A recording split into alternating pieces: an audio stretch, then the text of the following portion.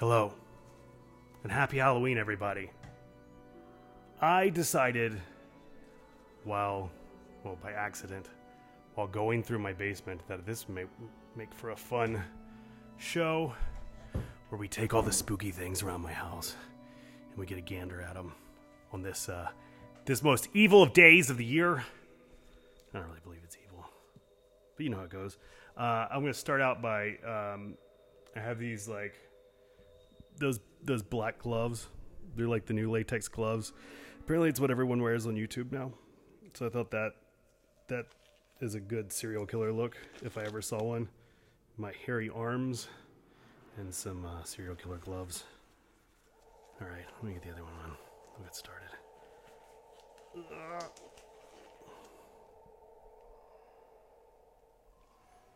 I'm trying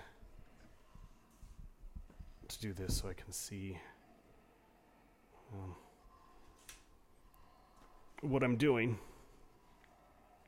with minimal success. Here we go. All right. Here's one of my favorite things to happen this holiday season. It is the Garbage Pail Kids' revenge of, the horrible sticker cards. Did I put that on? They are incredible. Every single one of them, especially this year, that has this they have this director series, part of these, where they do tribute to Romero, to Popper, and all the greats. So let's open these up and see what we got.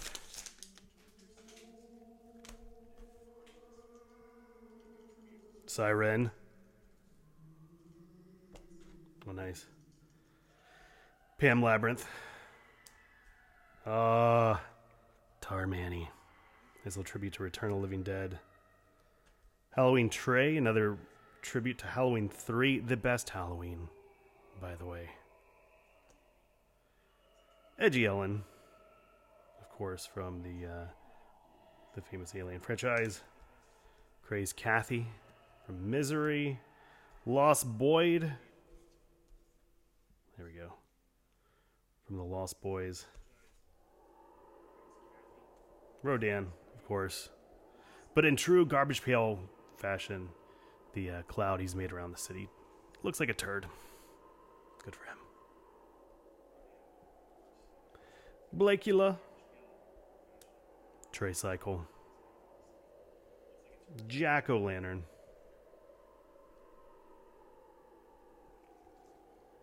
Ooh. Martian Marcia. Haven't seen that one before. This one, oh God. But still my heart. This one is probably one of my favorites. Rabid Ralph. From Cujo. Say Cheese Carl. Picnic. A nice play on basket case. Society Sal. Talk about it. It's not a super deep cut, but still a bit of a deep cut. Brent and the Pendulum. Nice tribute to Vincent Price. The trilogy of Terry. Estimation Jason. I guess it's like Freddy vs. Jason. They tally up who they're killing. Fly the Cooper. Again, Child's Play, which I've heard the new Child's Play is terrible. I'm sorry. Boobtube Briggs. Joe Bob Briggs. A Joe Bob Briggs tribute card. How about that? God bless you. Conflicting Carpenter. Porcelain Rod from Ghoulies. And Rainier Coat. I love these things so much. I have more than I should. I have an irresponsible amount of those wonderful cards. Speaking of cards and my favorite things, Party World Wrestling. One of the best things to come out of Austin, Texas. One of those things where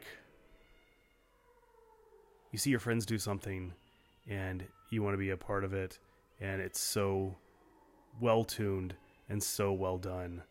All you can do is just give them money and say, please, just keep being amazing forever. There we go. Pasta Man, Luigi Primo. They also had these amazing trading cards at one of the shows I was at. Let's see what was in this one. Come on. Edge of the Eagle, Smooth Ernie Vegas, Big Daddy Burlow, the No Crime Pals, and Dan the Man Ziegler. God bless you all for all your amazing hard work. And if you guys like PWR, or you think you might like PWR, God help anytime they do a show, go see them. The shows are free.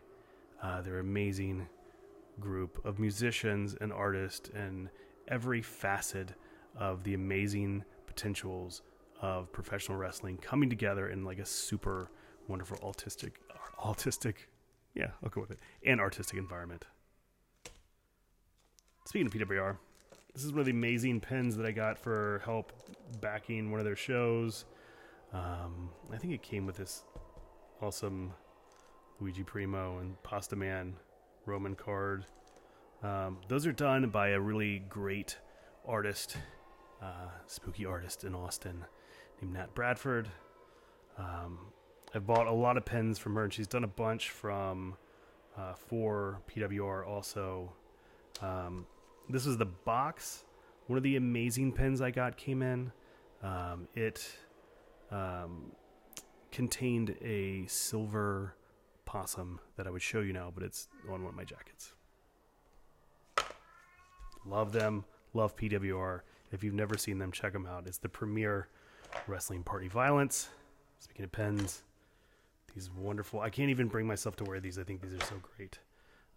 These Madball pens, of course. Something that is haunted and delighted me since I was a youth. And speaking of being a youth, this whole precipice for this show and doing this kind of like live stream came from, Pee-wee used to show up on David Letterman all the time. And Pee-wee would bring on all these kind of different toys, candy, things that he was collecting. There's a great Halloween episode where he shows up with a little haunted house and a bunch of other things. So this is definitely in tribute to that spirit.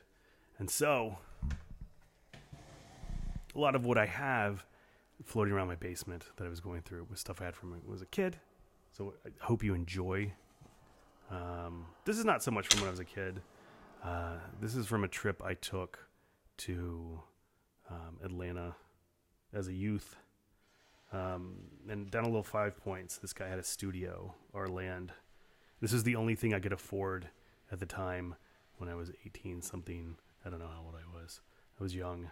But it's a light switch. But I mean, it's just as well painted as all his other stuff. And I loved it. I've never used it as a light switch, but it's beautiful. Very, very devil stuff.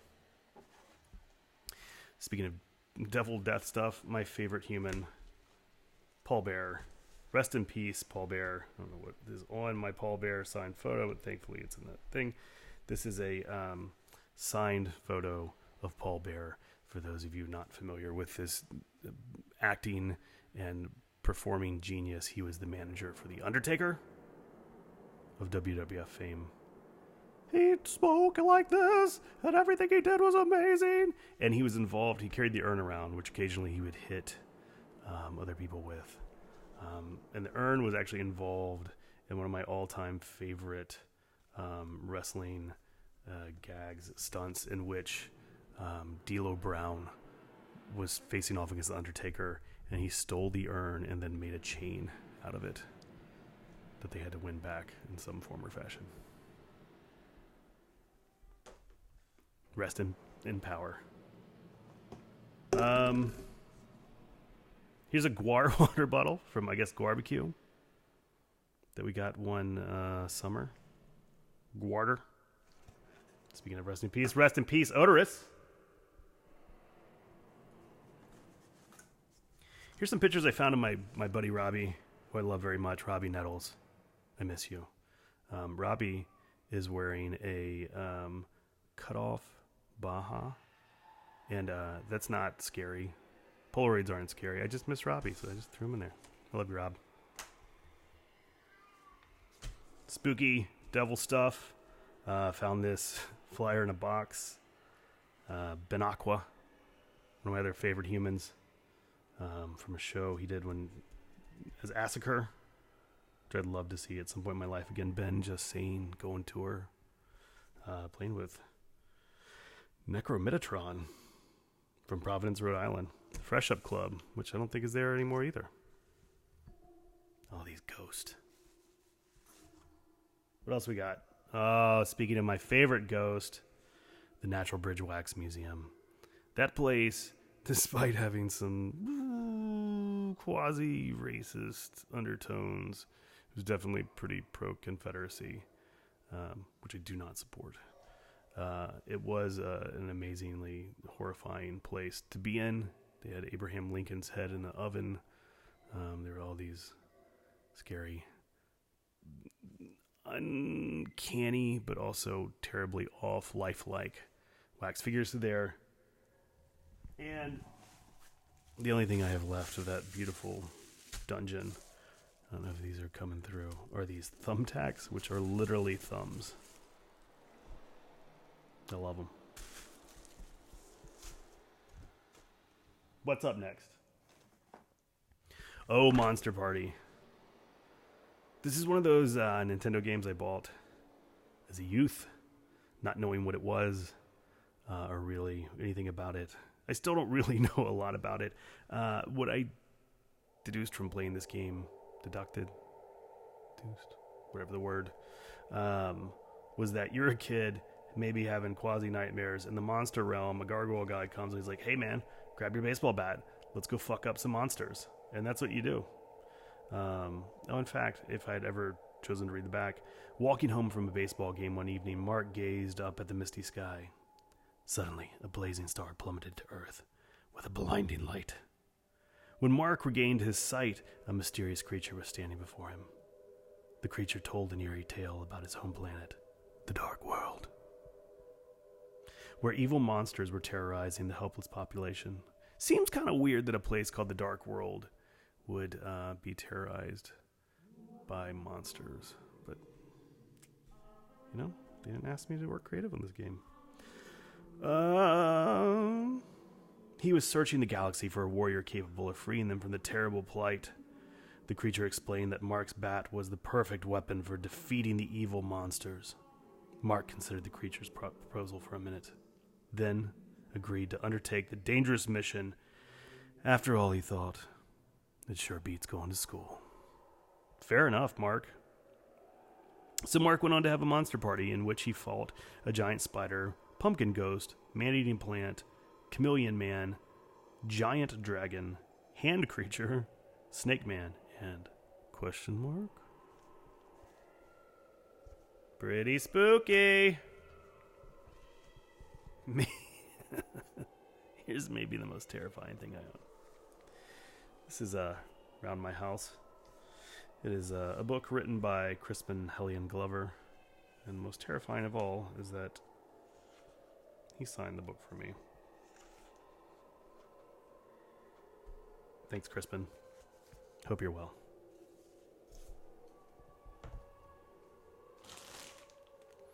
All right, I found a bag of things in my basement. This is for JP. Me and JP tried to make this video one time where we were going to put, I don't know, like weird animal toys and like mask them into videos. And it was a stupid idea. But we went out and got all the toys, which is what you're looking at right here. Here's a little skeleton brontosaurus. And nothing ever came of it. That video never even got off the ground. We just got the toys. We went to Big Lots, which is a terrifying abyss. And that's where the project just died. For whatever reason, it made JP really depressed. John Paul Garaghes, I love you. But here's some like weird things that came out of that trip. I think these came from Toy Joy, maybe? They're these weird like quasi like Lovecraft little demon toys. They're really neat. I wonder if I can. Can you see that still? I love all these. I love everything I'm showing you guys today because I love you guys and I love Halloween. Happy Halloween. Here's a terrifying thing. The Invisible Mom, or maybe the Never Need for a Mother. I don't know. I don't know who this keychain's for, but fecundity. There's a little guy from OneNote. He's kind of scary. When those like collectible vinyl toy things were a thing, those are frightening. There's another dinosaur. You know, my assumption is the world is covered in dinosaur ghost. It has to be, right? Oh, before I get to that, here's another thing that came out of that trip. This weird little like plastic Yeti. I think he's designed so you can put little figures in his mouth, like he'll eat, like, and they can go in his stomach, and then he can hopefully puke them back up. Yeti. Which also, memory lane, always makes me think of Mark Hensel. Mark, happy Halloween. I hope you're doing well also. So many shout outs. I can't see any comments. I don't know if they're happening or not. Here's one of my all-time favorite things that I've had since a child. When I was maybe in 3rd grade, I wanted to be Freddy Krueger for Halloween because, you know, my parents were very responsible people, clearly, and that was my favorite movie or series of movies. So Freddy Krueger was my thing for years. The Freddy Krueger costume I had was this latex mask that kind of looked like Charles Bukowski also. It was very terrifying, and it didn't fit me because I was a child, so they'd have to take clothespins and kind of, if Freddy was that, they put clothespins in the back of my head, which would stretch the mask over my face to make it even more upsetting.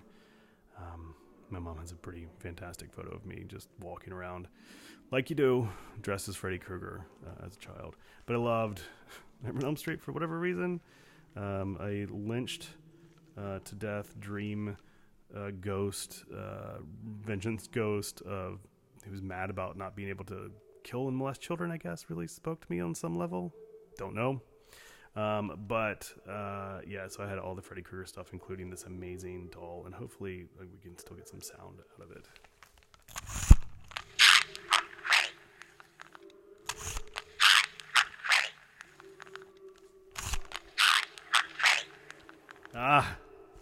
He still talks, but he had more phrases, including my favorite one, which is "pleasant dreams," and then he just screams and laughs. Now we're kind of getting there. There we go. Oh, let's be friends. The 80s, how complicated. Like, we were marketing Rambo and Freddy Krueger to children. Because why not? This is a doll I made. I don't know. We found out we were going to have a kid one time. We didn't find out. We tried to have a kid. And then we found out we were having a kid. So we decided to make things for our kid. And this is the thing I made for my child, which lived on the shelf because I was like, I can't. Why would I don't know. It was a sketch I made. It seemed fun at the time. It's still, I like it. But I don't know. Going on 40 as a parent, I'm like, I don't know if I want to give this to my kid now. That's also just because I don't want him to ruin it.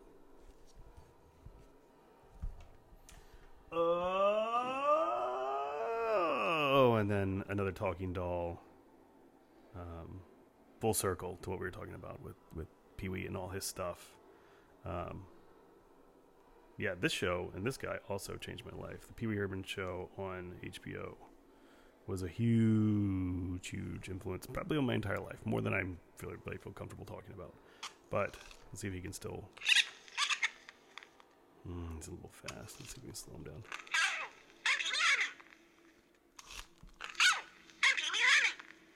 Maybe a little more terrifying that way. Happy Halloween, Pee-wee. Here's another flyer from a Sweden Film Festival we did in 2013 at the Taubman Museum of Art. That was a whole lot of fun. I wanted to do this up all night like stage show that I really didn't take into account that I was going to be up for like 5 days editing and putting the whole show together and really not sleeping, and therefore anything that I had rehearsed or memorized was going to get wiped out of my head due to lack of sleep. So I had this really ill-fated Up All Night style show to start the whole thing off, a late night show, which I'll probably never do again. But it was a lot of fun, and we sold that place out, and it was amazing. And I still thank everybody for coming out and making films for that. It was a lot of fun. Maybe one day when my kids are a little bit older and I have more time, we can do something like this again. But a lot of fun. Also, Jason Garnett, man. Another deep home heart best friend. Killing it on the Sweden, horror film festival front. Forever. Here's a severed hand that I've also had. I don't know why. You're supposed to hang it out of your trunk using like that part. I don't know. We've used this for a lot of things over the years. And I look at these things now and I don't know how maybe my thought is that this was maybe the first one and they kept using the same mold or the same casting of that mold to make more of them. But fake hands like this now look pretty crappy. And I feel like this one is pretty, other than these kind of like deep grooves in the hand, I feel like it's pretty right on. Thanks for all your service. What's next?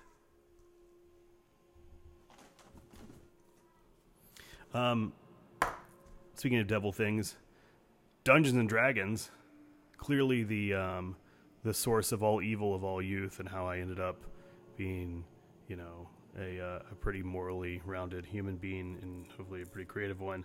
When we were kids, we played D&D a lot, and this actually doesn't even belong to me. This was it was eventually gifted to me by my friends Billy Foy and Kevin Groth, who got really excited about buying a 100-sided die, because, I don't know, it was too hard to roll two 10-sided dies. Problem with a 100-sided die is that, basically it's a ball, so when you roll it, it rolls forever. And then when it does finally come to a stop, what number is that? I don't know. You don't know. No one knows. So the 100-sided die, I think, got used twice, but lives in infamy now forever, in the hollows of our teenage D&D memories. Oh, there's Freddy Krueger's hat. There's my spooky cat, Kitty.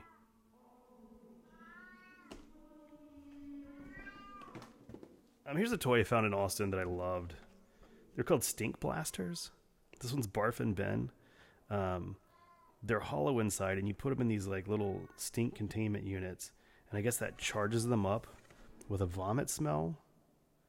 It's like Married with Children, right? They set out, Married Children like set out to make a show where none of the characters are likable.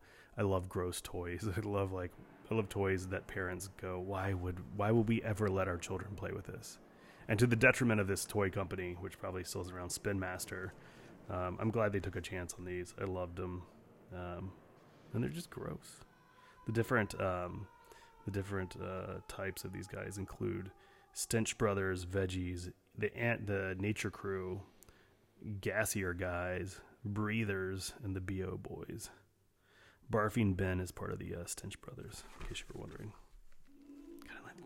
Look at his nasty face. Covered in vomit. All right, next. We watched this the other night, Return of Swamp Thing.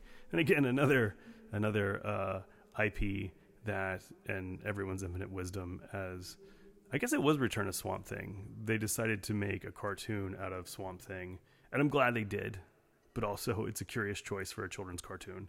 But yeah, Swamp Thing had these great toys also. So of course, if it had a cartoon, it had a toy line. This one is to replicate his growing stretch arm ability, and then you just squeeze his legs in. Whoop. I love him. Thank you, Alec Hall. And although Alec wasn't even really Swamp Thing, right? He just thought he was Swamp. He just dreamed that he was Swamp Thing. I guess that was Alan Moore's contribution to it. He wasn't a mutant man. He was just a nature thing all along. Pretty spooky. All right, Fook by Pigface. This album isn't really that spooky. I mean, they're quote-unquote industrial. It just has a spooky cover that I thought I'd share with you guys. It's on cassette, which also means it's haunted. So, right? Isn't that a thing? Like, you can get spectral. Only analog recording things can pick up that spectral sound of, like, whatever. Oh, we're getting close to the end, guys. Here's a little guy. I think he was from when they tried to redo He-Man at some point in the early 90s, as like a space guy. This little like resident-looking punching man I think was one of those villains. But I love anything with an eyeball for a head. Even before, I knew about the Residents, but I love it even more because the Residents know. Another great Halloween soundtrack if you guys are looking for some sounds this evening.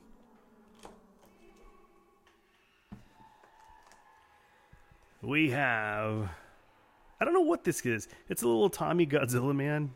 You know, he's kind of dressed up like Godzilla, or is attempting to dress up as Godzilla, the Thunder Lizard. And he's wonderful. I don't know how he works. I can't read the Japanese on it, but it's pretty great. Maybe Ed gave this to me. If so, thanks, Ed. Yeah, for the 50th anniversary of Godzilla, 2004. And finally, we have this little like grab Ziploc bag of toys I had when I was a kid. Speaking of costumes, here is a robot disguised as McDonald's French fries. Burr, burr, burr. There we go. Fryulor. Similarly, Chicken McNuggets. No, it's another robot. Got a handful of those fry men. Here's another McDonald's toy. It was a little Goomba. I don't know if it still works. I used a stick and then it would jump. Can we make it jump out of my hand? Can we? Yes. Muscle Men. My favorite flesh-colored figures. These things were great. I don't remember the Japanese cartoon manga thing they were based on, but they are great. That was great as well. If I could, I would subdivide my wall into little plastic plexiglass little coffins and fill each little square inch of every wall in my house with these guys, if I could. There's Big Mac, new sheriff in town, Pikachu. These, holy crap. Okay. Whew. These guys, I don't know if you can see those, are called spitballs. Again, another ingenious play on marketing. These guys are designed, you put their heads in water, or as I've done when I was making movies when I was a kid, I would fill them up with blood, and then you squeeze them and they spit at you. Jason came with and I don't know where it is now. Jason came with a little spitball head of a guy called the Victim, who looked to be in agony, and you would squeeze and water would come out. But again, in movies, we would turn him on his side, and when someone would be getting their head kicked in, we'd do a close-up of the victim's face and pressing down on it with blood coming out. So there's Freddy and Jason.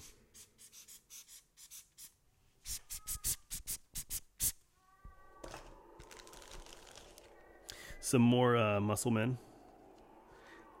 I'm not sure why they did this later. I think it's fine. But when they changed the colors up for them, shortly thereafter came those Monster in My Pocket guys, which were also great. Some more costumed robots. This one is a McDouble? No, it's just a quarter pounder with cheese. Oh, look, there it goes. Here we go. Oh, this one is a dinosaur in disguise. Well, dinosaur. Well played. Oh, but this one, maybe back. Yep, we're back to robots. And we're running out of table space. There's Lino from whatever. Oh, and everybody's favorite cat-eating alien, Alf. Skeletor, who I was also, I think, it was either Skeletor or Hordak for Halloween one year. God bless you. Oh, a particularly spooky Muscle Man. One day I'll learn all their names. In the meantime, Muscle Men, just know I love you all like you were my children.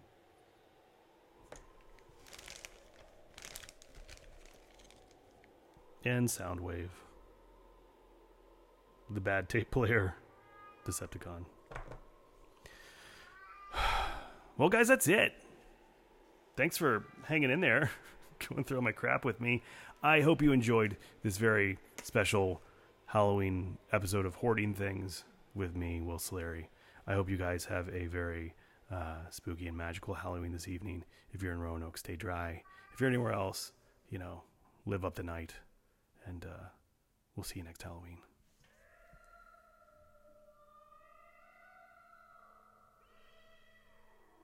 I don't know how to finish the video.